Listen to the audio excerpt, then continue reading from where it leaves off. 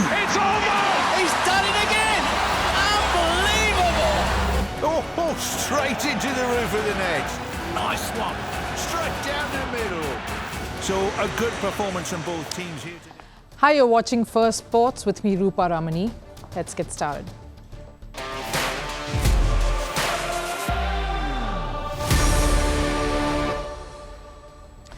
We're on the show today. Pakistan Cricket Board faces the wrath of experts and fans over the pitch that they provided for that first test against England in Multan. When will Pakistan get things right? Over in football, Kylian Mbappe is embroiled in another matter where he seems to be stuck in the middle of two warring parties. Haven't we seen enough of this already? Real Madrid and France this time. Club versus country all over again. I'll get you the latest on that. And you'd think Paris Olympics organisers would have finally breathed a sigh of relief. All complaints, controversies and backlashes all done. That's what they'd think. Not so fast. Olympic medalists are complaining and fuming about the quality of the medals that they took back home. They're getting tarnished. More on this on the show, but first, a look at the headlines. Starting with football, the Asian Football Confederation, or the AFC, has removed Mohun Bagan from the Asian Champions League 2. This after the Indian club refused to travel to Iran for its match against Tractor SC. Mohun Bagan has appealed the body's decision. The club had refused to travel because of security and political unrest in West Asia. Italian footballer Marco Curto has been banned for 10 matches by FIFA for racially abusing South Korea's Hwang Hee-chen. The incident occurred during a friendly club football match between Coma and Wolverhampton Wanderers. Coma's Curto will serve half of the ban immediately and the other half will be completed over 2 years in addition to community service. Over in cricket and the Women's T20 World Cup, England beat South Africa by 7 wickets in a Group B encounter. Batting first, South Africa posted 124. England reached their target with 4 balls to spare. Danny Wyatt-Hodge and Nat Skiver-Brunt were key performers for England. Even South Africa's men's team suffered a defeat. In an ODI match Ireland beat South Africa by 69 runs in the third of the series. Batting first, Ireland posted 284. Captain Paul Stirling top scored with 88 runs. In response, South Africa were dismissed for 215. Despite the loss, South Africa took home the series 2-1.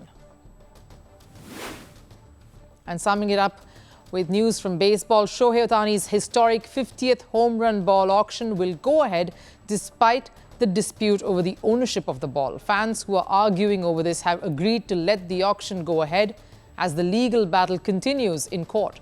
The bids are allowed up till October 22nd. The current highest bid is of $1.5 million.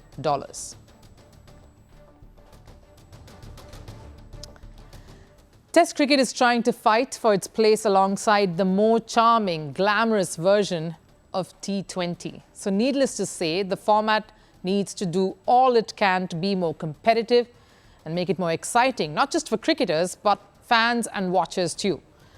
But Pakistan has come under a lot of flack during that first test against England in Multan. The good news for Pakistan, they won the toss and batted first. They managed to score 556 runs over the course of 2 days. Some good knocks under the belt for certain key players who've been under pressure. The good news ends there. Yes, the bad news is all the rest of it. Well, and there's quite a bit of it. First, here's why Pakistan were able to rake in that many runs. The track was a belter, so flat that you could drive a truck right over it without any bumps, and it's irked many former cricketers, particularly the Englishmen.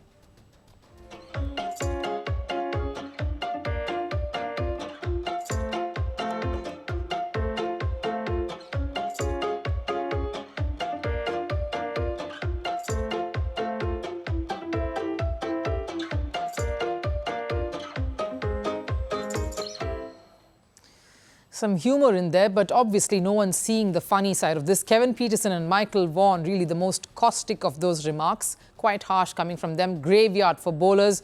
Vaughan called it a road. Fans, of course, did their bit to troll the Pakistan Cricket Board in particular for dishing out what clearly was the most poor pitch on offer in an international test.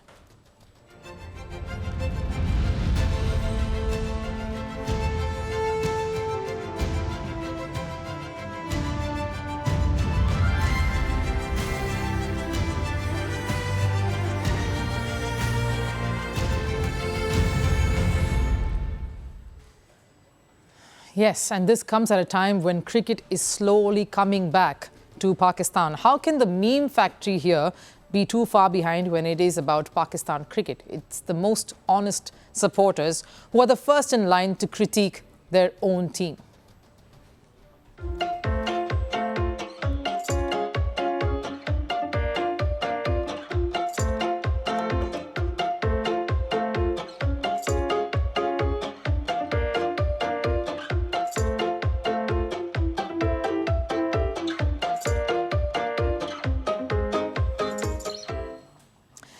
But that's not all. Babar Azam, who recently stepped down from the post of captain of white ball cricket, this happened after that connection camp that happened on the 23rd of September. He was not spared at all. He was severely trolled for not capitalizing on that pitch on offer and getting out sooner than later. I guess people have not quite taken to the seesaw affair over captaincy just yet. So this performance, or the lack of it, also came under that magnifying glass.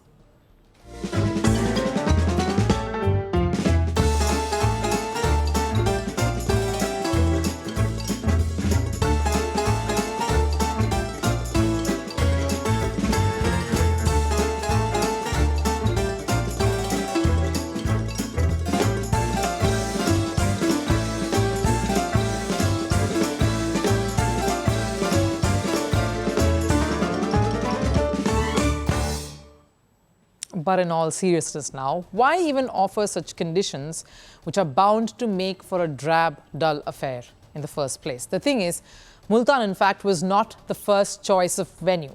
Like we pointed out just here some days back, Pakistan Cricket Board had to move that venue to Multan ahead of this series when they realized that a lot of the work across their other venues would be jeopardized. This is because of the renovation work that is underway to get the venues ready for the Champions Trophy that's scheduled to take place in Pakistan at the start of 2025. The three venues that have been shortlisted for that ICC event, you know it, we want to say it again, Lahore, Karachi and Rawalpindi. Rawalpindi is still going to host a test in the series, the last one. But Pakistan were forced to slate in Multan as a venue to host two of these three tests. More joy for batters and a nightmare for the bowlers, unless, of course, there's a different pitch that's miraculously more drastically different. In fact, there is some concern even with the Rawalpindi venue for the third test. That will essentially put a halt to the work that's going on under progress. There were reports, of course, that had come out in September that PCB may be forced to shift the series outside Pakistan itself. But they had to stop that from happening with all the turmoil and the negative talks that is already dominating Pakistan cricket currently. The last thing PCB chief Naqvi wanted was a series being pulled out of the host's hands, especially with an ICC event around the corner. So this last-ditch effort by the board that clearly seems to have backfired has what left of this particular series, of this being held in Multan. Because let's not forget, England will bat on this. And they will be licking their lips at the prospect of giving Pakistan the perfect fielding practice after especially bowling out close to 150 overs. The sad part is this has come at the cost of the beauty of Test cricket and a pure contest. Kylian Mbappe's Real Madrid signing was expected to be a smooth ride for the French captain, and rightly so. One of the best footballers in the world was joining one of the most dominant sides in Europe. But the dream signing has been far from smooth for the 25-year-old. A sour fallout with PSG followed Mbappe right after he came on board at Real. The slow start at Real with injuries didn't help either. And of course, the classic club versus country debate was always a sword hanging over Mbappe's head. So what's the latest now? Mbappe has been criticised once more for opting out of France's Nation League matches against Israel and Belgium. That's later this month. What made fans furious was the fact that Mbappe said injury concerns will have to force him out of these matches. Yet, he managed to turn up for Real Madrid games.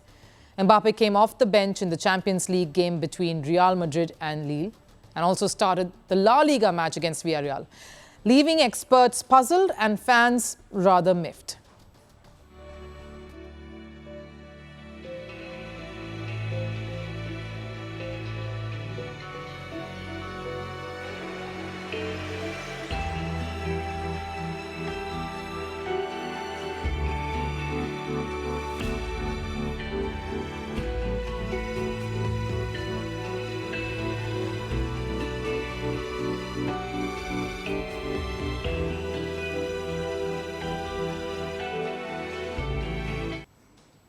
Of course, one big reason why Mbappe is facing all the heat is because he's the captain of the French squad. The second in line to lead France, Antoine Griezmann announced his retirement from international football just last week. So France is headless in some way and will be without a senior figure, at least the ones of this caliber, and that's riled up all fans. But here's the thing about football, the system. The calendar, the schedule is drawn in such a way that club football almost always supersedes or takes precedence over national commitments. Unless there is a major tournament, and that happens to be probably the World Cup at most, and Mbappe's stature has forced him to be stuck in the middle of this raging debate. Kylian embodies a lot of things. The interests of the clubs and the interests of the national teams inevitably diverge. We must also remember that the employer is the club, not the federation. In the Nations League too, France is facing Israel and Belgium in a group stage match. Sure, it's an international fixture, but they aren't in a do-or-die scenario, at least not yet. They're already second in the group and in command for a qualification for the next round. That's how it looks when you look at those points there. Now, in terms of players too, they have enough firepower in Randall Colomouani, Ousmane Dembele and Marcus Thuram, who can cover for the French captain. And in captaincy terms too, they have N'Golo Kante stepping in for Mbappe. It's a squad that recently reached the semi-finals of Euros and even finished as runners-up at FIFA World Cup 2022, minus Mbappe, of course. They can surely handle 2 matches without Kylian Mbappe's presence. But the reason why everyone is up in arms is because it is Kylian Mbappe. And it's not the first time the 25-year-old has had to be pulled in 2 opposite directions and forced to pick a side. Because the Paris Olympics too, right there, all of France, including President Emmanuel Macron, wanted Mbappe to be a part of the Games. But Real Madrid didn't allow Mbappe to participate at the event. Back then too, Mbappe's allegiance was questioned, despite the star player expressing his desire to play at an Olympics. People refused to comprehend that it wasn't Mbappe who said no back then, but Real Madrid instead. The club felt Mbappe was needed more with them than with France. And as Deschamps pointed out, the employer is the club, not the federation. Which might sound odd, especially when you compare football to other disciplines, but in football that has always been the way, the manner, the law in some sense. And it's not like Mbappe is the first one to do so. Players like Cristiano Ronaldo and Lionel Messi too have skipped international duties, friendlies, or matches that might be considered inconsequential to prioritize club football. Just recently, Messi announced before the Copa America that he wouldn't take part at the Olympics. Sure, Messi got injured coincidentally after Copa America and had to stay away from the games and from football nevertheless. But his announcement of pulling away came before he even got injured. And unlike Mbappe, Messi wasn't forced by his club Inter Miami. It was a decision Messi took himself. Which is important to note because the football calendar is already getting very busy. More Champions League matches, we've been hearing the row about it, more international fixtures, and with the addition of Club World Cup, things are bound to get much more intense. Which is why players are prioritizing certain matches, whether it's club over country at times or the other way around too. Because if it was prioritizing only club over country all the time, Mbappe wouldn't have taken the field for France at the Euros like this.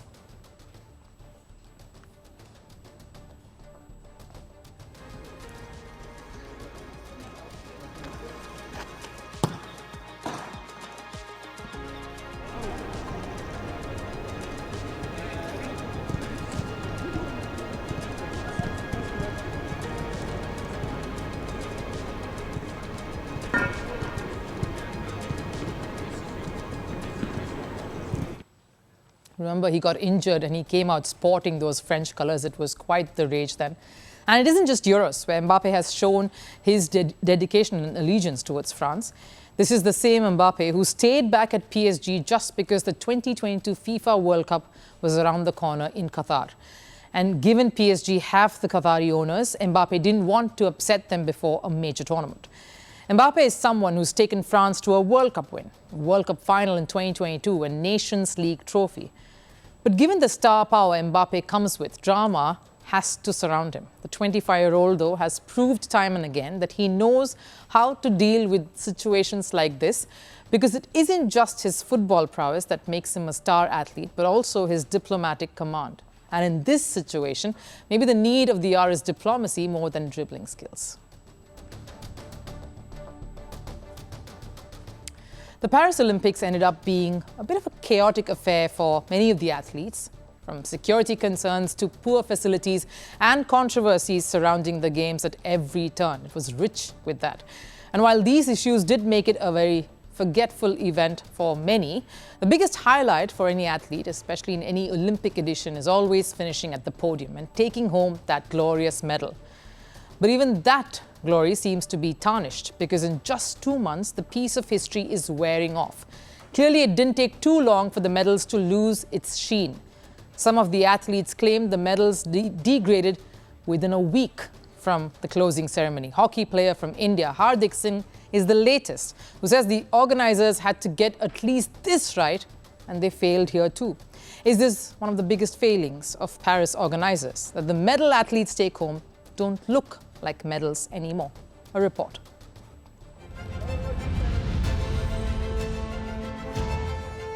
The Paris Olympics organisers wanted to make their event a historic one. But it ended up being a chaotic affair every which way. The podium finishes were the biggest takeaway for the athletes, but the complaints over the medals prove Paris failed in its attempt to delivering that too. That's shocking, because after the tournament, the only thing that remains, the only tangible evidence of glory at the game for any athlete, is the medal, the true souvenir, a reflection of immense hard work and patience. The latest voice to join the criticism is India's Hardik Singh from the bronze-winning men's hockey team. The medal had iron from the Eiffel Tower. We were told. I hope it's true. They had one job of making a good quality medal, which is not the case. No problem. Still, I would say this is my biggest achievement. Hardik's statement comes 2 months after the tournament. And if you thought this is way too early for the medals to deteriorate, wait till you hear from the rest of the athletes. Just a week after the closing ceremony marked the conclusion of Paris Olympics, British diver Yasmin Harper, who won Britain's first medal at the Paris event, claimed her bronze medal was losing its sheen. There's been some small bits of tarnishing. I think it's water or anything that gets under metal. It's making it go a little bit discolored, but I'm not sure. Although Harper tried to not be too bothered about it, the truth is, this is the piece that every athlete fights for. But just because athletes have to battle hard to win a medal at Paris, doesn't justify the medals looking like it has come from a war zone, does it? At least that's what America's skateboard bronze medalist Nigel Huston said.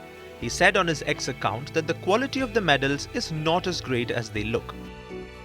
Maybe Paris was rewarding the athletes for staying in the Olympic villages, because all the athletes who survived after living there deserved a medal. Because the fight they put up was quite similar to waging a war. After Huston's complaint, Paris organisers even offered to compensate by exchanging the medal. But how many can they do that for? Because there were more than 1,000 medal winners at Paris. Some athletes even compared the medals with the one they were given at the Tokyo Olympics about 3 years ago. Men's badminton gold medalist Victor Axelsen pointed out the stark difference between the two.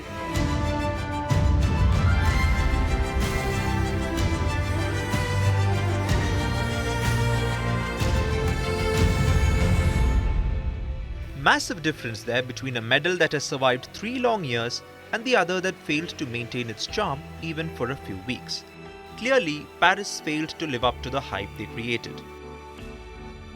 While athletes were assured that they are taking a piece of history with parts of the Eiffel Tower in the medals, maybe they were just taking rusty metal with a bit of colour splashed on it.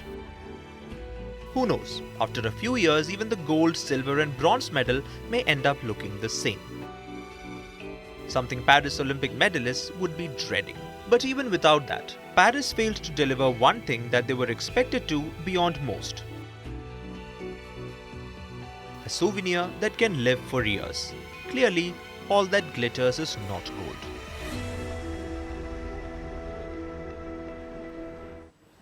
Time for Last Serve. The highlight of last year's NFL season was the presence of pop star Taylor Swift in the stands. The American singer is continuing that tradition. After a gap of 2 matches where she wasn't seen, Swift is back in the box, supporting her boyfriend Travis Kelce during Kansas City Chiefs' victory over New Orleans Saints. Snapshots of a romance that the world can't get enough of, and surely not the NFL.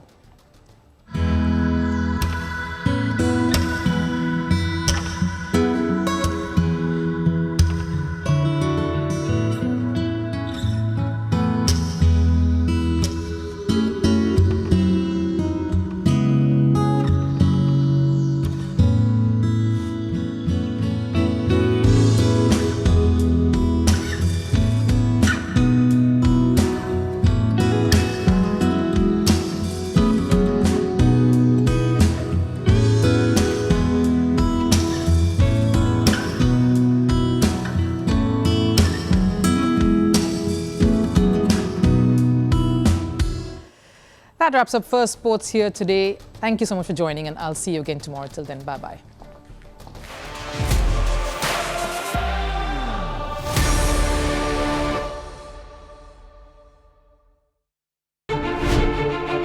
Firstpost decodes the U.S. election, explains how America chooses its president. Your primer on the race to the White House. Everything you need to know about how America votes and its global implications. U.S. Election Explained. Every Monday and Thursday only on Firstpost.